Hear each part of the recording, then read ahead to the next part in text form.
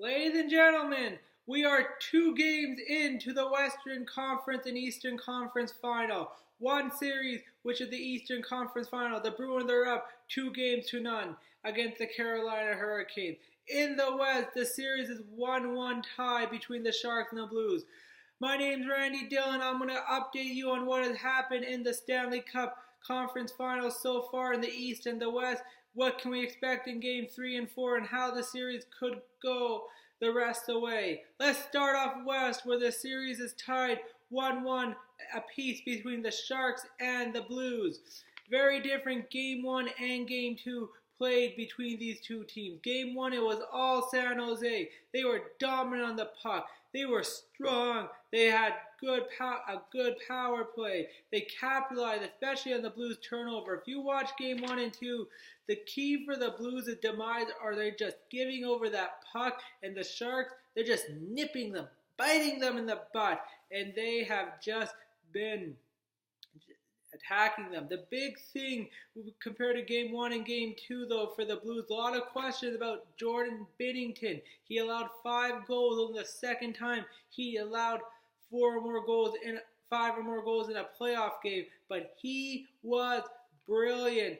He wasn't too overly busy in this game, but he made the big save when called upon for.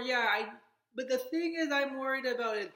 That second goal by Logan Couture I found was a little bit of a softie.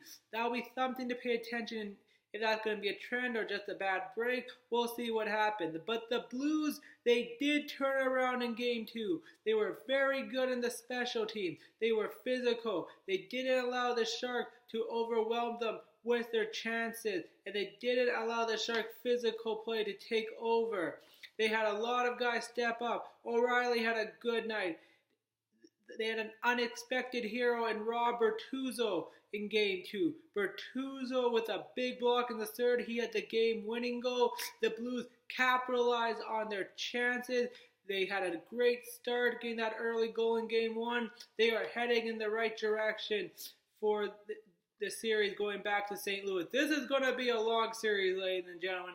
We're going the distance, 6, possibly 7, maybe another double, triple overtime. Who knows? But these teams we've seen are very evenly matched. It's going to be interesting on how the Sharks are going to adjust in Game 3 to get the more chances as they did in Game 1. And for the Blues, can they keep this going? Limiting the Shark chances, being physical, taking those opportunities when they get them. But I think special teams could play a part here. The Sharks have only scored 1 power play goal. I don't think the Blues have. No, the Blues have scored a power play goal as well, so they're both at 1 apiece for the power play. So it'll be interesting in who can take advantage of the power play. That could be a big mark to take control of this series heading back to St. Louis for Games 3 and 4.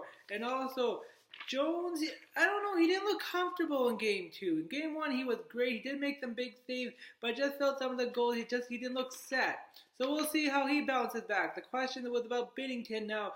Can Jones deliver for the Sharks? But I'm excited for this series, ladies and gentlemen. It's going to be fun. It's going to be long, and that's what I like about hockey. It's long and intense.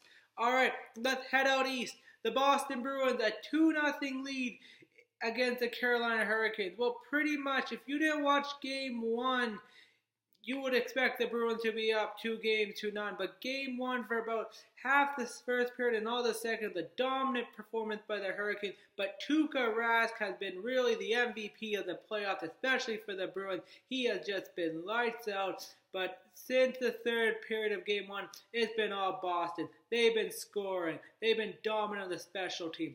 4 for 7 on the power play. Only 1 power play goal against, which was in the first period of Game 1. They are getting goals from all over the place. Their depth guy, their fourth liner, third liner, second liner. They are just getting contributions all over the ice. And the Hurricanes are frustrated. We saw Justin Williams get involved in an altercation with Brad Marchand. Marchand was giving Williams a little taunt thing. Hey, Justin, you're a captain. You should be doing these bad things. But he was. So we'll see if the Hurricane can make the adjustment. The big talk is going to be, will Curtis McElhinney start in Game 3? This was a kind of a talking point at the beginning of this series. Do you go back to McElhinney, who won you the last 3 games in the Islander series, or Mrazek, who started the playoffs. So Mrazek hasn't done so well. I believe they'll be going to McLean, but the Hurricanes need to be better on the special team. I believe that's been a huge factor to why the Bruins have been winning. The Hurricanes, if they can't take dumb penalties, especially in Game 1. If you're going to take penalties, the Bruins have showed they're going to attack and strike you.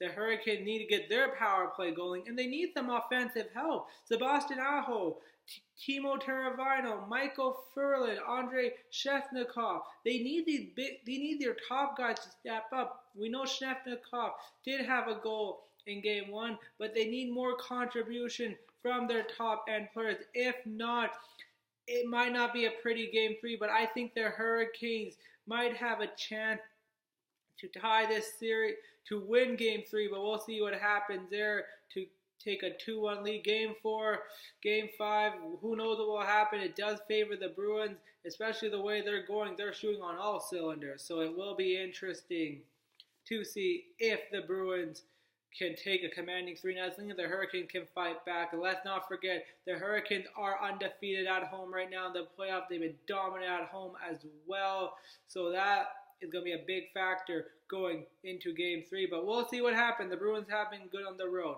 Well, that's all I have update for the Stanley Cup Playoff. I do like the conference final. It's always exciting to know who's going to go to the Stanley Cup Finals. Just want to make a little announcement here for my fans. I will be having a special guest joining me sometime shortly, so stay tuned for that.